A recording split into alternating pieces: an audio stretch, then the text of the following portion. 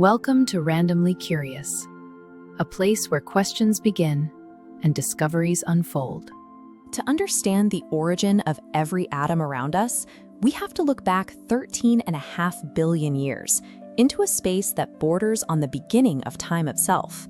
For decades, the expected view of this era, about 500 million years after the Big Bang, was clear.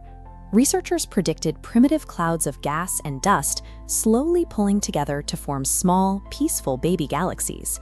NASA launched the James Webb Space Telescope to find these nurseries. Its gold-plated mirrors were engineered specifically to detect the faint, stretched infrared light from the earliest moments of the cosmos. Cosmologists relied on this model of slow, gradual growth as settled law. No one expected to find evidence that would challenge this established timeline. The first deep field data replaced those quiet clouds of dust with massive, mature anomalies glowing in the distant dark.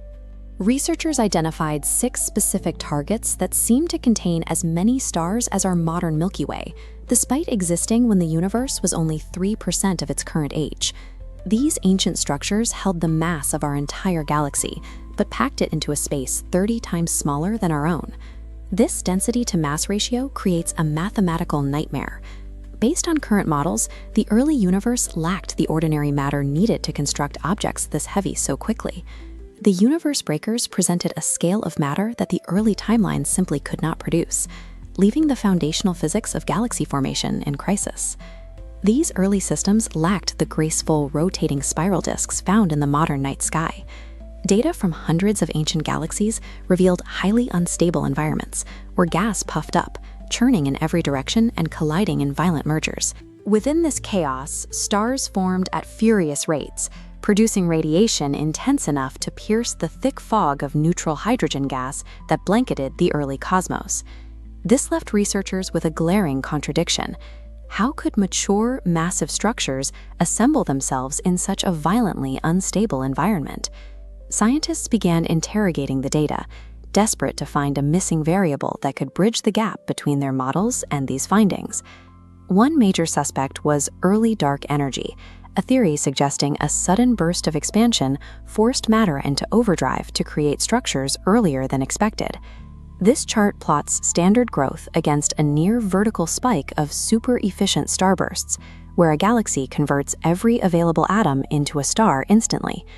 Even with these extreme theoretical workarounds, the actual data points remained well above what the math could account for. The investigation hit a dead end. With the data showing no obvious errors, cosmology was left to reconcile with these Loch Ness monsters of deep space. The breakthrough came when researchers stopped looking purely at brightness and began analyzing the spectrum, the chemical fingerprint of the incoming light.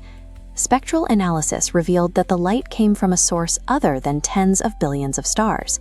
The true culprit was hidden at the center of these galaxies, actively feeding supermassive black holes.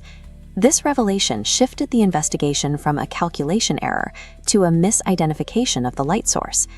As these ancient black holes consume the surrounding gas, the extreme friction generates a blinding output of radiation.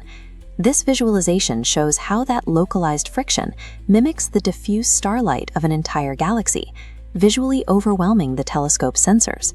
When subtracted from the data, the calculated galaxy mass drops back into a range obeying the laws of physics.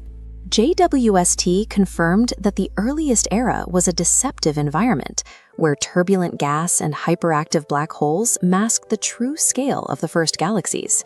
The telescope proved that science is an ongoing detective story, where the cosmos constantly finds new ways to trick the observer.